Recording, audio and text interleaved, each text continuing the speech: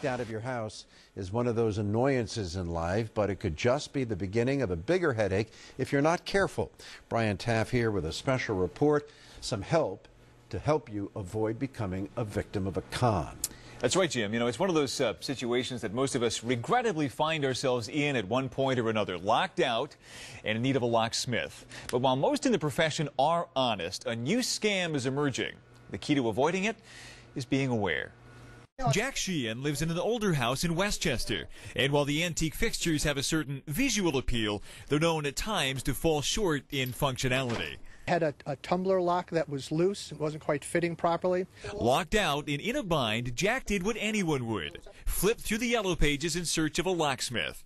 When the fellow came, it took about 10-15 minutes at best for him to fix it. A job for which he was first quoted $50.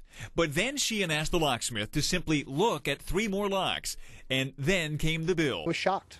And, you know, at first I didn't know what to do. Kind of my mind almost went blank when I looked at $206.90, I think it was. These fraudsters are always looking for different little twists on their scams, and this is the most recent one. Reggie Wade is with the U.S. Postal Inspection Service, a federal law enforcement agency that tracks down fraud, and says this is one they've been seeing a lot of. In just 1 year, his office and one in Washington tallied hundreds of similar complaints. About 797 referrals related to these locksmith scams. According to the Better Business Bureau, price gouging is an increasingly common complaint when it comes to locksmiths. You need their service, and the unscrupulous ones know it.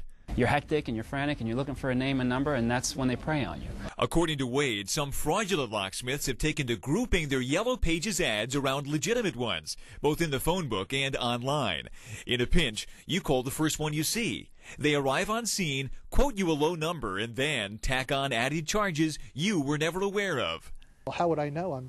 I'm the consumer. I said, but obviously for that type of work, who would think it would be that much money? So how do you avoid becoming another victim? First, Wade says, prepare for the inevitability that you might lose your key. A lot of people don't think about this, but I think it's a good idea to get the name and contact information of a reliable, reputable locksmith, and maybe put the information in your cell phone. If you haven't done that, ask for information when you call. Avoid ones with generic names like Locksmith Services, and ask for the company's legal name and license information. And any company that's not willing to give their legal name, you know, I'd be very wary of.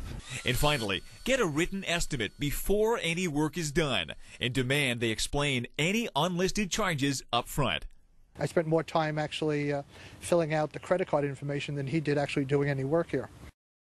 Now, in the state of New Jersey, all locksmiths are required to carry proof of insurance and licensure, and in most other places they should be able to prove that they are at least certified. If you need help finding a reputable locksmith, we have posted links tonight on 6abc.com, and you could put that number into your cell phone tonight. I certainly wish I had it at a couple of points in my life. Yeah, useful information. Thank you. Thank you, Brian.